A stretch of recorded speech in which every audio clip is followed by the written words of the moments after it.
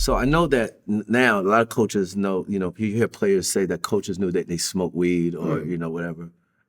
No coaches knew that you were like so high I don't to know. recognize that? That's a different type of high now. You know what I mean? Like it's one thing when, you can smell a little bud or you see a little bloodshot eyes. It's another thing to be in that world of opiates. And to their credit, like how many people did they know like me? You know what I mean? Yeah, right. It's not like they were seeing people, struggling with that amount of opiate addiction. Right. So yeah, because you probably cocaine or maybe weed, right? Right. Like they couldn't put a finger on it. I'm sure I missed flights. Listen, I was living, and me and my wife, we talk about this. I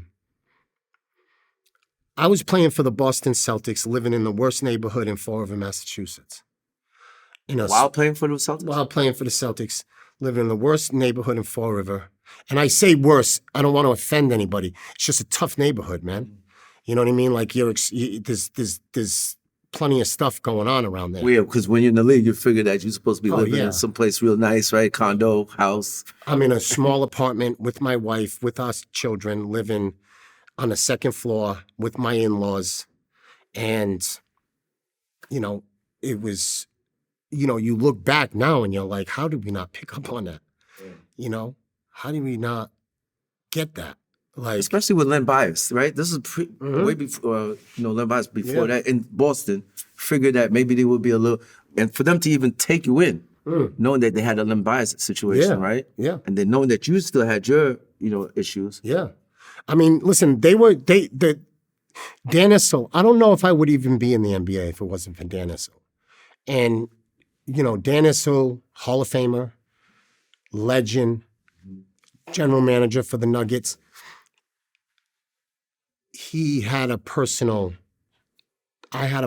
touch, whether it was his childhood, his father, was someone.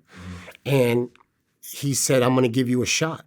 And again, I didn't understand the work I had to put in order to stay away. Like I didn't understand the commitment. John Lucas. I was going to talk about John Lucas because that's another coach that took in a lot of players. Yeah, well, John Lucas was my assistant coach for the Nuggets. So, like, I landed in a situation. Well, you were there early with him, right? With John Lucas. And John Lucas... Because he had his own issues, am I right? Yeah. And he's been sober for 40 years. Yeah. But he tried to get me to go to meetings. And he'd be like, hey, I'm going to a meeting. You want to come? Nah, I'm good. It was attraction, not promotion for him. Where... kind of at Fresno, I had a coach, John Welch, who he coached with the Clippers for a while. He dragged me, like, we're going. Right. John Lucas was more like attraction, like, get attracted to this, man. Like, see where I'm going? I'm going to put an hour worth of work in that building right there. Come follow me, get the relief you need, and let's get out of here. And I wasn't ready for that. It takes work. It takes work in anything, right? Like, And that's what I've been able to do. If the one thing that I've gotten out of that early, I was in the NBA for a cup of water, man. Like it was 2 years, right? And I learned how hard you had to work, like in order to be successful. And that's the gift that basketball has given me, is I know what it takes to get to those places, and I applied that into my recovery. Right. Now the Celtics released you got a knee injury, and it was like 70 games you ended together. Yeah. Right. So overall, you averaged 3.2, 2.4 assists. Did you realize that your career was over after that when they released? No, I realized it was starting to go because, and again, I'm very careful saying this because it's all what I remember. I remember playing in the NBA Summer League, and Frank Williams was the point guard for the New York Knicks at the time. I was having a good summer league. I was playing for the Dallas Mavericks. And I ran out. I ran out of what I needed. And there was no way I was going to finish that summer league like that. So my knee, every basketball player's knee has problems. You know, anytime you put a basketball's knee underneath the camera, you're going to see damage. Right. So it was kind of my way of running. And I walked away from the NBA Summer League that year that was played in Boston. And that's when things started to get in the way. That's when, you know, I knew that I was getting further away from doing this. And that's when I went overseas. That's when you played in a professional league. You took your family over there? Yeah. And is it true you smuggle some? Oh, yeah, no doubt. Luggage? Yeah, of course. You can't. Again, that world is, you know, anybody who Xanax, Adderall, Percocets, Vicodin, syrup, like you got to take it with you. Right. I mean, if you don't take it with you, you better have doctors on the back end waiting for you. Right. If somebody over there. Somebody's got to be there to for that landing, you know. And I wasn't going over there to get sober. Right. I was going over there to hoop. Right. And I needed to take it with me. And, you know, so I did a lot of traveling in this world, you know, in that capacity because I had no choice at the time. Then when you ran out, you made sure you found somebody, tried to hit the streets, find somebody else. You didn't find the oxy? No. You know, there's one thing about that game, right? Like it's universal. Like you don't have to speak Italian.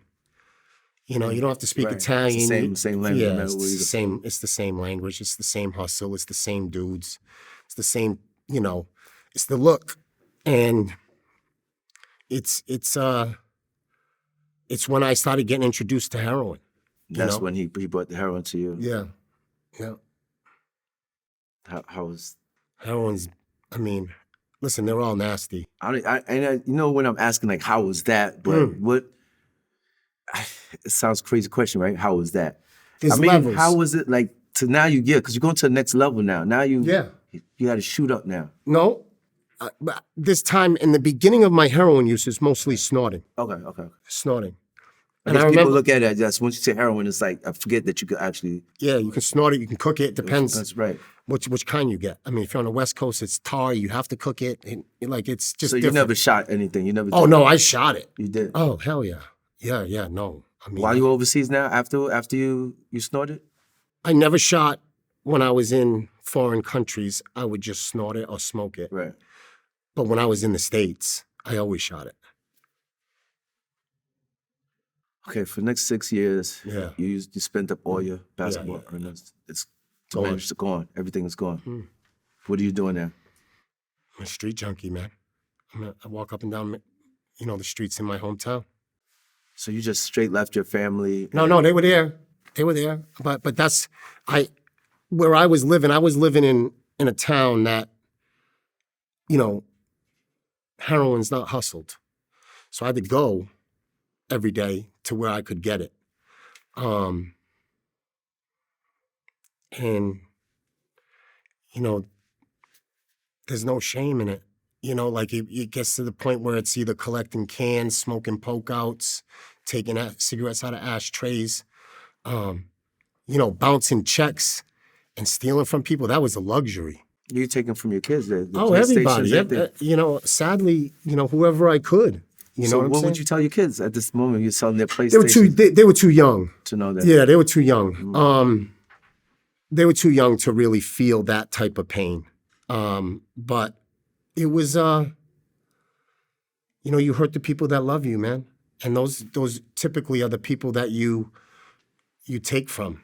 You know, are the people who love you because they see how sick you are, and they see how, you know, how sad. Like I put it like this, you know, when you wake up every single day and you take a chance at dying, it's become major problems. Like this dude's, every single day you wake up and you put that thing in your arm you might not live. You might not live. And you know it too. No doubt. Okay, so you're playing professionally in Poland, Turkey, China, Germany, Iran. That didn't last long was it because you couldn't get the drugs, or you was a performer? Now you know that. Yeah, it wasn't sustainable. Like, because the hustle is different, right? Like I was doing coke and heroin in Iran. You know, like the dude. That's kind of weird to hear. Like The dude that I was getting it from, the alcohol and the drugs, he would only meet me at like 3, 4 in the morning. Like that was the only time he was coming out to give it. Why is that? Just less traffic, I guess. I guess he was worried, of getting caught. I mean, you get caught in Iran, that's a whole different. That's like a death penalty. Yeah, it's a different animal. So, China, Italy, Turkey, Iran, Poland, I lasted a minute, man. I couldn't do that. I couldn't do it. The only way I could last is if I found it. That's it. And I had some monster games. Like I played in China. I think I had 60, 64, 66. Drop 64? In a game in China. Like, and While you were high? Yeah, oh, yeah. Oh, God, yeah. I was smoking cigarettes at halftime. I mean, that's, yeah, like it's a different animal. I mean, you go out with your teammates, you drink, you smoke. Chinese, like you play in China, man, they're smoking inside that arena. Yeah. It's like 1930 there. Yeah. Back in the days here, like in the 60s, they was smoking. Yeah. No, they're smoking in the arena. Like by the end of the game, your whole ceiling of your arena is covered with smoke. So were you getting high in halftime? Though? Oh, God, yeah. Whenever I had to. Yeah. Whenever I had an opportunity.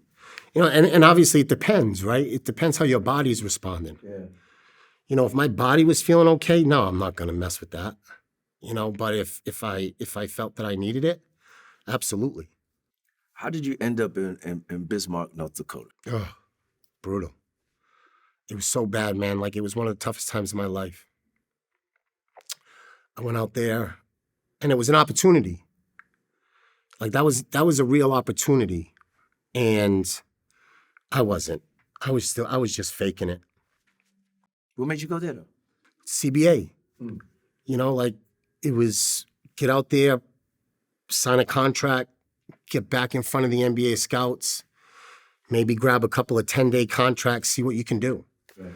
But that was all smoke and mirrors for me. It was like, it allowed, I shouldn't say it allowed, but it kept people at their distance because they were like, he's chasing a Bismarck, North Dakota to hoop, so he must be doing okay. And I was as sick as I've ever been. Taking little Chris to school, passed out in a car. So little Chris, he, it's funny. Christopher, I never really sat down with Chris and asked him what he remembers. Never sat down with Sammy and like, let's talk about what you remember. And to be quite honest with you, I don't even know if it's necessary or the right thing to do. Well, they know the stories now. But they know the stories. Yeah. And unguarded, it changed our lives. Like that 30 for 30 changed our lives. And, recovery, addiction, it's in the fabric of our family. But I'll tell you, like, what they've been able to witness the last 14 years as my children and the recovery that has changed the trajectory of our life has been, it's just remarkable. And I hate the fact that I put them through it. Like people say to me all the time, you're 14 years sober. You have a foundation that's helped thousands. You have a wellness center that is changing people's lives. You speak 200 times a year. What would you change? And if I could change anything, I would erase their memory. And I probably should ask them that. But I'm saying this off between you and me. I probably erase their memory. Like if I had a superpower, Like, please, like, I don't want them remembering that. That. Yeah, whatever it is. Right. Yeah. But then your children get older, and it shaped them. It kind of molded them To what they are. to what they are today. Yeah. You know what I mean? So if I hit the erase button, who do they become? Right. You know what I mean? Right.